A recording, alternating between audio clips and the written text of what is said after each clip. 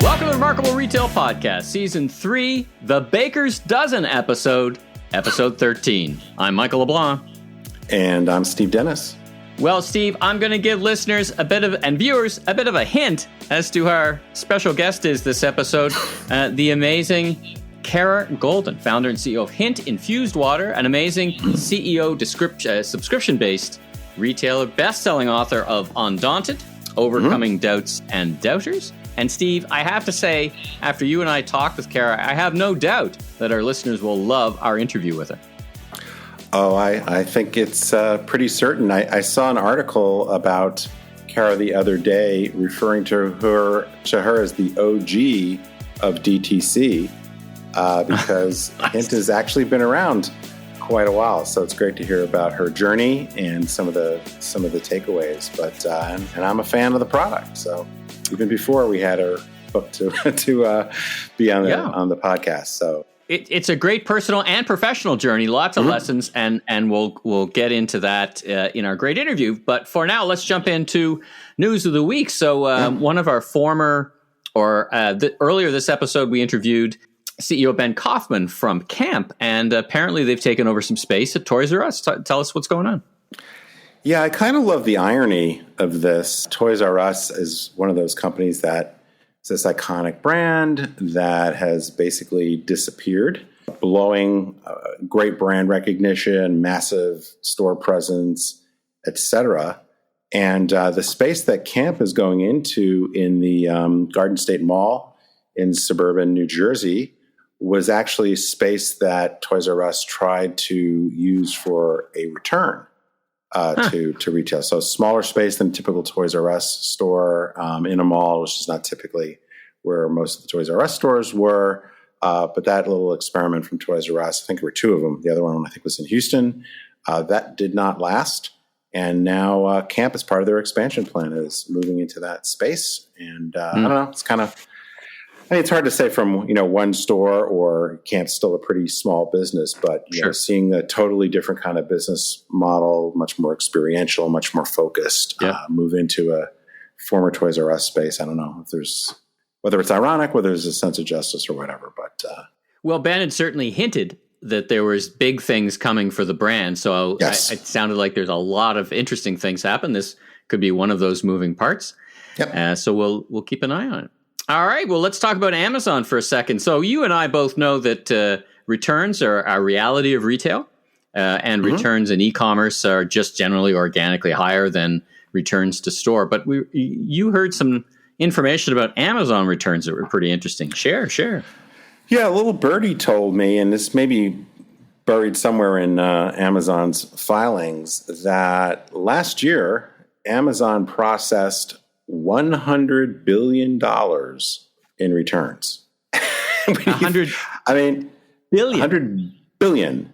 Obviously, Amazon is a very large company, but just getting my head around $100 billion of merchandise going back the other way, when you think about how few companies even do $100 billion in sales worldwide. So this is, I guess, not the dirty little secret of e-commerce anymore. Returns have been an issue before e-commerce, but as you mentioned, they're particularly high in e-commerce, and the environmental impact of that, because a lot of stuff basically gets thrown away, the cost of handling it, it's a big, big issue. And I suspected, because of some things we've seen Amazon do in recent years, that it was a big focus for them. But when I heard that number, it was hard for me to get my head around it. So they actually have these quite large returns processing centers that they've been building out. So that stuff's got to go someplace. Go somewhere, right? Reverse logistics chain. So that was my remarkable number of the week.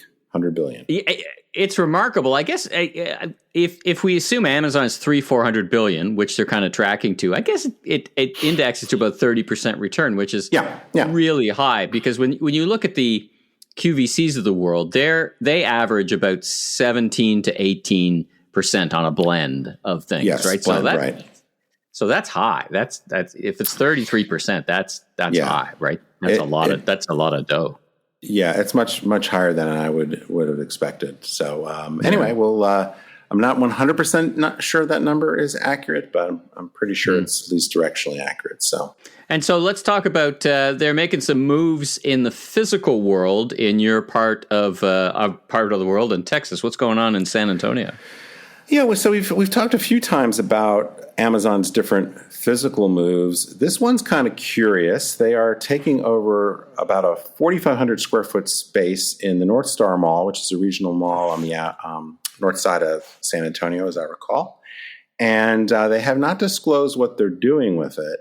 Seems like it's definitely too small to be an Amazon bookstore, too small, I think, to be an Amazon 4-star store.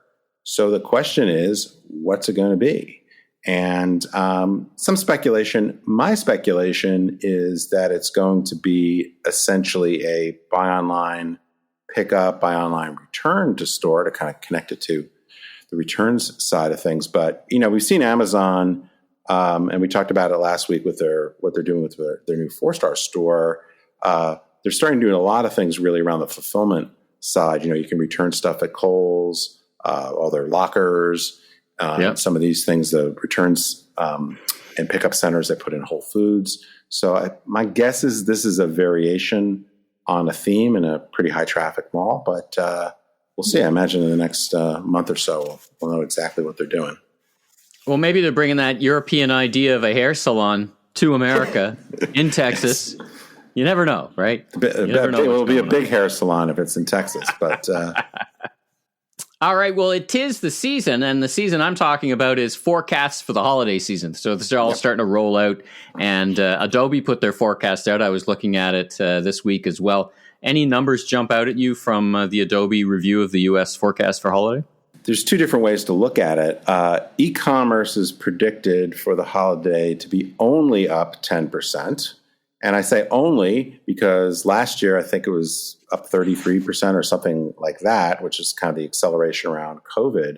But in general, I think we've been used to 15, 16, 17, 18% kind of numbers. So this is a pullback, but we have to keep in mind, it's from a very, very high state. So if you look across the last 2 or 3 years, it's still, a lot of growth. Faster growth in physical retail on a smaller base.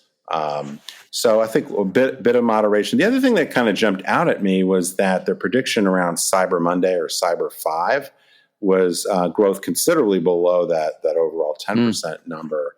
And I think what's going on there is really the moving forward of holiday purchases, that there won't be so much concentrated on these big event days because people are starting their shopping earlier, which has been a general trend, but particularly with all the supply chain stuff. So I think that's to be expected. And I frankly think we pay too much attention to individual shopping days anyway.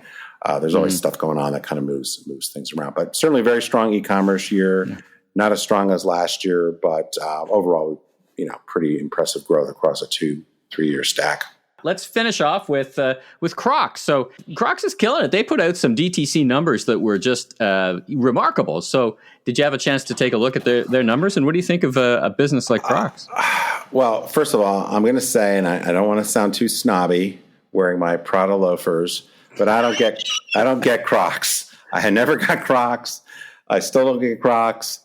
But there's no denying the incredible success they've had in the last few years. In fact, their CEO, Andrew Reese, is a guy I knew a little bit back when he was at LEK Consulting, did some work with him. He's a great guy, fabulous leader. And this brand is just on fire. It's become a phenomenon. I think I saw like fur-lined Crocs or something they're coming out with. But I mean, the numbers, I sort of lost track of them, but I think 70+% year over year growth. Huge. Great profitability. I think the stock's up like 2.5 times in a year and a half or something like that. I mean, every metric is just amazing. Gross margins improved 670%. So, I mean, you talk about a business brand that's firing on all cylinders, both direct to consumer and wholesale. It's really amazing. And they also said in their earnings announcement that they're really not having a heck of a lot of problems with the supply chain, which I can't think of a major retailer or brand that hasn't alluded to the problems. And they're the first one that kind of said, we got it. We're okay. They're fun and such a well-run company. So all respect out to the folks at Crocs.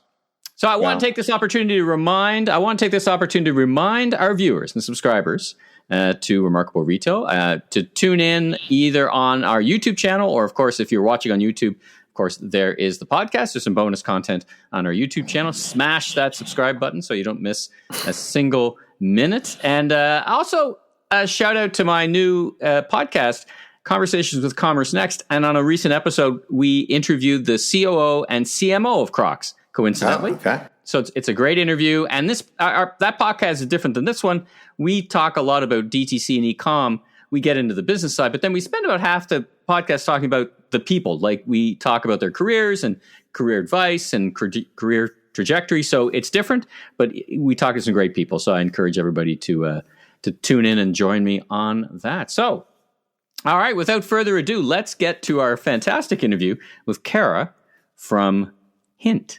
Well, we are excited to welcome Kara Goldin, the founder and CEO of Hint, to the podcast. Hi, Kara. Thanks for joining us. Hello. Great to be here. Well, we've been, I think this interview has been on the books for a while. You're a busy person. But before we jump into some of our discussion, we like to kick things off by having our guests tell them a little bit about themselves and their professional journey. And then we'll dig into your book. We'll dig into what Hint Water, or I guess it's more than water now, what Hint is all about. So would you mind just telling us a little bit about yourself? Yeah, absolutely. Well, I'm the founder and CEO of Hint, which, as you mentioned, is best known for its water. But we do have a few other products and categories outside of water that we've created. And I started the company about just over 16 years ago now. I wasn't a beverage executive. I was, I guess, a tech executive. I don't know what that really means, but just because I think people always like to brand you in certain categories as you're a tech executive, you're a beverage executive. But I think for me, when I had this idea, when I had figured out how to solve a problem in my own life around what I was drinking and why I wasn't drinking something that was better for me, that's when I came up with this idea for an unsweetened flavored still water. And no one was doing this. I wish they would. I wouldn't have started this company if I would have found the product. But I thought, what the heck? What's the worst that can happen? Let me just go take it to this brand new store, Whole Foods, that had opened, and see if I can get the product on the shelf. And like I said, 16 years later, we're the largest independent non-alcoholic beverage in the U.S. that doesn't have a relationship with Coke, Pepsi, or Dr. Pepper Snapple. And, kind of an accidental entrepreneur, again, just looking at trying to solve problems, which I'm such a huge believer that it doesn't matter what industry you're in. When you're a person that is just has maybe they call them visionary entrepreneurs, people who wish and see the future a little bit and want to make change a little bit crazy. So as I listened to that, were you always curious? Were you always looking to solve problems? I mean, let's just peel back a little bit of your kind of personal journey. Like, what got you to the point you said you were tech and you were a tech executive? Is that the path you were on? And then you discovered, listen, there's a better thing. I'm going to try making a whole solution for a problem I have. But it's this intersection of the personal and the professional that's kind of intriguing. Tell me a bit more about that. Yeah, well, it's interesting. I think in many ways, writing my book was therapy, right? Many therapy sessions of sort of writing and thinking a lot about this. And I was the last of 5 kids. My dad was, I call him a frustrated entrepreneur, because he had developed a product, very entrepreneurial product many years ago called Healthy Choice. He was working for a large company, Armor Food Company at the time. And it was like, I was a little bit of a rat kid. Like, I would just sit there and say, to my dad, if you're so frustrated, why don't you just quit? And of course, we had 5 kids. I mean, he, cared about getting us through college. He wanted to put food on the table and, a roof over our heads. And so many, many years later, when I became an entrepreneur, I sort of, got it, I guess, at that point. But But it was, I guess being the last of five in many ways, I was kind of forced to go and figure a lot of stuff out. And I look at I have four kids, and I look at my fourth child. He's probably the most independent of any of them, because at that point you're like, okay, go do whatever. Just, just be careful, and that's what you do. Right. So I think that when you are not given the roadmap exactly, you sort of, think about maybe what your brothers and sisters have done, what they've gotten away with, past experiences, whatever, that gives you some kind of guide. But then you are also trying to figure out, what else can I do? Maybe it's what else can you do to be different or whatever. So ultimately, that was very much me as a kid. I never called myself an entrepreneur by any stretch. I mean, frankly, when I was growing up, we didn't have classes that were, or majors in entrepreneurism. But for me, it was really about, going, and I always wanted to do something that I enjoyed. And that for me was really kind of the start of it. But I think so often, we graduate from college, and still to this day, when we graduate, and I have two in college now, one in graduate school, where, there's this idea that you graduate and then you have to go do something in your major. And how many people do you know that whatever they're doing today has nothing to do with their major, right? And I'm constantly... I'm a criminologist, by the way. I have one undergrad in criminology. You should come visit my philosophy store that I opened after graduating. Yeah, I mean, this is the way the world works, and so I'm constantly telling my kids this, and also, their friends as well, that try and figure out what you think you want to do, and then maybe go try that, and then that should just be a launch pad, right? Hint started, and I wanted to talk a little bit about, right now it's you're in the nexus of the DTC, direct to consumer. Steve gets some on his doorstep kind of business. Now, did you start at wholesale, or did you start at direct to consumer? Where did the DTC part come in? Was it always part of it? So just about the business and how you became, and how it evolved just a little bit, from this short history of time over 16 years. Where did it start? And then Steve wants to talk about the DTC state of the nation today. Well, so basically, I really believed that I was leaving all I knew behind, right? That I was starting in this whole new industry and had to kind of, in many ways, go back down to the bottom to kind of relearn things. I mean, the day that I took the product into Whole Foods to try and get it on the shelf, I was getting asked questions like, what's the shelf life? What kind of preservatives are you using the product? How are you distributing the product? Have you talked to all these things that I was like, I have no idea what they're talking about. It was a total foreign language. And so it was really, really clear to me that probably I didn't know how long it would take, but I had to try and figure out this puzzle and try and figure out this problem. I would literally stalk people at Whole Foods, trying to, tap them on the shoulder if they looked official, not only working for Whole Foods, but maybe they worked for another brand. I joke in my book that, I figured out that people who were kind of competitive in the beverage industry, they wouldn't take the time to converse with me, but people in like the chips industry or like that category, it was much easier to get information out of them. And then maybe they had a buddy who, did distribution for drinks that I could connect with. But I really focused on that in the early days of figuring, that whole world out. Once in a while, we would have, in the first couple of years, people reach out to us. Maybe they would see us at an event that we were doing. And it's a longer story, but that was kind of how we really grew the brand, because I was self-financing the brand the first couple of years. And, I not only understood pretty quickly that, of course, I understood we were launching a new product, but I didn't realize when I launched that we were launching an entirely new category, which was called unsweetened flavored water. And for anybody who's launching a new category in any industry, the biggest challenge that you have is that your consumer is behind you. They don't understand what you're talking about. And I had really two consumers. I had the regular consumer who, would drink the product. And then I also had the grocery buyer who was kind of our gatekeeper to getting on the shelf.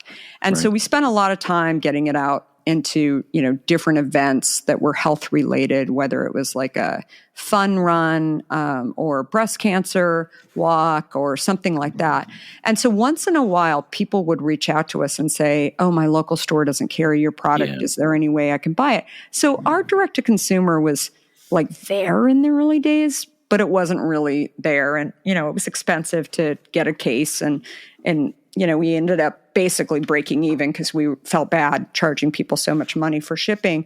But anyway, so that was like the first few years. I still didn't believe that there was a direct to consumer capability for our product, which is kind of ironic considering what I did before. But you have to remember that Amazon, wasn't doing grocery at that point. I mean, Jeff Bezos was one of my clients at AOL. I mean, he was just doing books in the beginning. And I had actually lived in San Francisco. I don't know if you ever remember hearing about Webvan. And Webvan used to come into my house, and I loved it. Oh, yeah. Right? They set fire to a big pile of cash, those guys. Yeah, but most people did not believe that the category of, perishable goods and even ones that had a little bit longer shelf life was possible. So anyway, the net of it is we knew that maybe one day it would happen, but we didn't know how it was going to happen. And instead, we were really focused on building in stores and wholesaling out. We didn't have our own store or anything like that. But the kind of some of the key points for us in terms of growth was a few years in, I actually got a call from Google. And there was a guy there, Omid Kordasani, who used to work with my husband and at Netscape. And he wanted to hire me to do something kind of similar to what I had been doing at AOL. And he didn't know I had started this crazy beverage company. But, when I went down to meet with him at the Google offices, he said, really want you to do this. And I just felt bad that I was having this conversation with him and kind of wasting his time because I wasn't going to give up on Hint yet. And so I was owned that what I had been doing and grabbed a bottle from my bag and showed it to him. And he said, gosh, he was like, that's so cool. He was like, how did you have the courage to go start a beverage company? I mean, that's a totally different thing. And I said, well, I don't know, we'll see what happens, but I still want to give it some more time. And I figured there's never a great time. And that's when he looked at me and he said, it's so interesting. We're hiring chefs at Google to bring in food into the Google headquarters because we figured out that there's not enough restaurants around us to basically service the employees. So I'm wondering if we could have, Hint like drinks here. And maybe a little bit of him was feeling bad for me, like thinking, hey, I got to support her. She's a friend and, whatever. It's like a drink. We've got to drink something. So let's. Within a week, they reached out to us at Google and they ordered 300 cases. I was like, wait, how much do you guys plan on ordering? Because I don't have that much in my garage. Fast forward a couple of years, I mean, we were the only beverage at Google as they grew. And we really kind of grew up in Silicon Valley in all of these offices. I mean, we became the largest beverage in Silicon Valley. And that really helped us with the stores because the employees in Silicon Valley would then go to the grocery stores. Right. And they Drive would demand, looking for the same product. Yeah. Right. They'd be like, why don't you guys carry Hint? We have it all over our offices. So that was really how we ended up growing in stores. We didn't pay slotting. We didn't, because they were getting requests for our product. And then it wasn't until 7 years later of, really running Hint that we became the number one beverage in grocery on Amazon very quickly. I mean, it was crazy how much product we were selling on Amazon. And then they had launched the subscription program. And that's when Amazon Prime. And that's when we realized that it was just, it was really unbelievable and predictable. But the one problem was they wouldn't give us email addresses. And so it was, I guess, in many ways, sorry for the long explanation of this, but I think in many ways, it was that moment when I saw and sort of knew what I was missing out of Amazon because of my days in tech and having so much data, and having those emails, especially, that I wanted that. And I thought, the only way that I'm going to be able to get that is to launch drinkhint.com. And it was also that moment when Amazon kind of pushed back on us and said, you don't get emails from Kroger or Costco or Target or Whole Foods, so why do you think you should get them from us? And I was like, that is so true. I have no relationship with the consumer.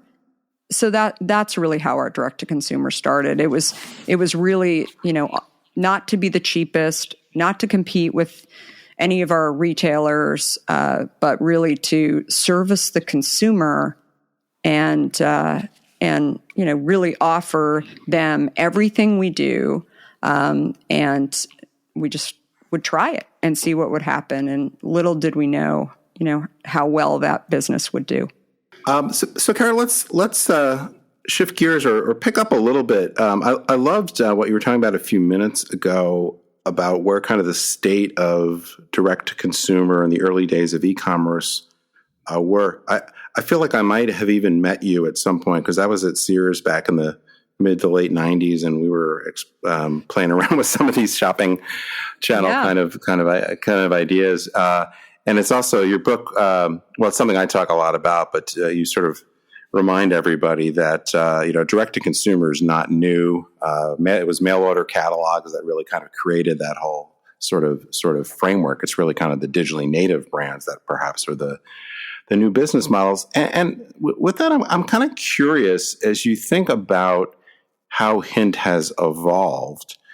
Do you see yourself really as kind of the old gangster, I think somebody called you, of D2C and digitally native brands, more similar, be thought of more in the terms of a Warby Parker, Allbirds, those sort of brands? Or are you really a new wave CPG company that's like a lot of the bigger traditional CPG companies have now decided to go direct? Or does it not matter? Is that the wrong way to even think about it? Yeah, I think for us, we truly look at our brand as an omni-channel brand. I mean, we have a store in San Francisco. We don't have a bunch of stores, but we have a store there. We, are available on Amazon still. And then obviously we have our own direct-to-consumer business that today is about 40% of our overall business. And we are in Costco, Target, Kroger, all the stores that you can imagine. I think what's interesting about our consumer is it's not either or for our consumer. I don't know if you ever go into a Costco. I don't go there often, but I probably go to Costco once a month still, and so does our consumer. When they're walking into Costco, they will buy a case of Hint. They may still subscribe to Hint, but they will walk in and they'll buy it because maybe it's a different flavor. Maybe it's, an 18 pack and it's a good deal. So again, it for us, I think we really look at all of the things that we do on direct to consumer as if we push people in to actually buy, but on our site at drinkhint.com, we're not pushing people over to Amazon or sure, even into other stores like, Costco or Target or whatever. But what we do know is that there's plenty of people who do shop that way. So I think when you think about omni-channel brands and, I think for us, it's really it is not an either or situation, because we know it always makes us feel a little bit uncomfortable, because we know that these consumers, even though, maybe we're sitting here talking about cost of acquisition and lifetime value and all that stuff, it's very hard for us to measure that Joe, buys our product. Maybe he's in the Google offices drinking some of our product, but then he's also walking into Costco over the weekend and seeing great flavor. That stuff we can't track. So do you have a view, this I guess is more, not only you're having been at this a long time, but there's so much press coverage, particularly lately as some of these brands IPO or raise a bunch of money, where you've got companies like Nike, which is, was a wholesale brand largely, is really focusing much more on direct to consumer. You've got the digitally native vertical brands that thought they could build big brands online only that are now investing heavily in stores. You've got this debate. I don't know if you saw some of the research that's been out there around profitability between going wholesale versus going direct. Is there any, other than the, it's good to be omni-channel, the attribution thing is really difficult, but do you have any general advice for people, whether they're sitting at a CPG company or they're sitting at one of these digitally native vertical brands, about how to think about that balance between wholesale, direct, and what kind of factors to focus on? Well, I think that the challenge for any brand that is going into stores, just take a relationship with Target, for example, or Whole Foods. There's a person who's a gatekeeper that is going to tell you, maybe you get a trial at one of these stores. Once you actually start to be able to show some sort of traction, it's a real estate deal. And so you have to be, you're going to have to come up with funds to pay for that shelf space. In our category, Coke and Pepsi pay millions of dollars. When we start getting to a level of the sales per square foot from Hint are equal or greater than some of the brands that some of those big guys carry, they're like, the retailers would sit here and look at us and say, why should I not take the money? And I mean, I can take that money today, and then I don't really care what sells. I minimize my risk. And so that conversation for us was, not only did we have the upfront money, we had we basically wanted to minimize our risk, and we thought it was the best thing for retailers to do. But it's kind of ironic when you think about it, that the idea of what people put on the shelf, these buyers put on the shelf, if they don't sell, you think, well, after a while, do consumers actually show up at those places? What happens, right? What happens if Pepsi doesn't write you a check next year for this? Well, we'll worry about that then. And it was this very frustrating thing that went on. So I think what happens to a lot of brands is that maybe they go and start out online, and then they think, okay, well, I'm going to go get this thing going with, one of these big retailers because they're going to give me space. What they don't factor in is that once they've got you in the retail situation, you're going to pay slotting. And can you actually look at your business model and say it's more cost effective, or that's where my consumer is going, so that's what I need to do that versus just doing it digitally native. Then again, the other problem that's going on right now, obviously, is there's just too many direct-to-consumer brands out there. So let's say you sort of jumped on the bandwagon and COVID, really hit you hard, hit your brand hard, and you were too reliant on some of these stores. That then you think, okay, well, I got to go get on Shopify and do my store or whatever. You still have to pay Facebook to acquire customers and Google however you're going to do it. And those prices have gone up significantly. I think that the one thing that I'll leave you with that I thought about, and a lot of people have said to me, God, you've been in it for a long time. You've been here for 16 years. I think being able to take your time and sort of not make stupid decisions about what you're going to do because you feel like they've got you by the throat, whoever that may be, is critical. And I think that it's a negotiation to be able to, when a big retailer said to us, hey, you're going to have to pay slotting or you're going to have to give us product for free or you're out. We called their bluff. We just said, okay, I guess we're out because we can't afford it. And then they never kicked us out because they were, and they were like, well, you're lucky. We felt bad for you. Oh, okay. So I think there's a lot of that stuff that goes on where if you have time, this is sort of a life lesson, right? Like, it's like, if you don't feel like you're backed up into a corner, there's a lot of stuff that you can do that will help you to survive. But I think it's a crazy time to be a digitally native only brand today, because I do believe that consumers are looking at different opportunities and, different ways to shop. But if you are a, store only available on store shelves, given sort of what we've seen over the last 18 months, it's hard. It's hard to predict right now, too. There's just a lot of different levers. And if you don't understand, it's a really interesting time, but very difficult to predict a lot of those conversations around, what is CAC going to be? What is, all of that stuff is just really tough. Right. Yeah. Well, listen, what a great discussion that helps educate our listeners on a wide variety of things. And so our guest is Kara Goldin, founder and CEO of Hint. The book is Undaunted, Overcoming Doubts and Doubters. We've had a great discussion in and around that. And we've basically had a masterclass in how to take a brand into wholesale and retail and DTC. Kara, thanks so much. Where can folks go to learn more about you and maybe even subscribe to a great beverage on their doorstep? Yeah, so I'm all over social at Kara Goldin with an I, and Hint is available in lots of stores on Amazon and at drinkhint.com. Well, fantastic. Well, thanks for joining us so much. It's a great discussion, and we wish you continued success. And thanks for joining us on Remarkable Retail. Thank you so much.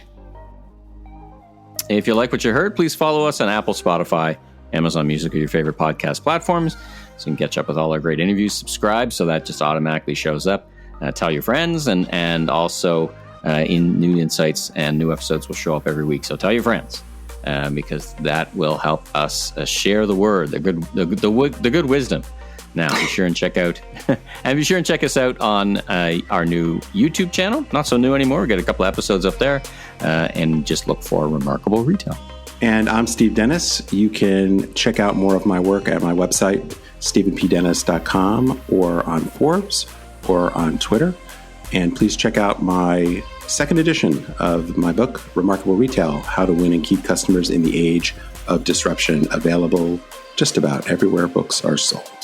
And I'm Michael LeBlanc, producer and host of the Voice of Retail podcast and a bunch of other stuff. You can find me on LinkedIn, learn about me on meleblanc.co. All right, Steve, great episode. Look forward to chatting again next week. Be safe and have a great rest of your day.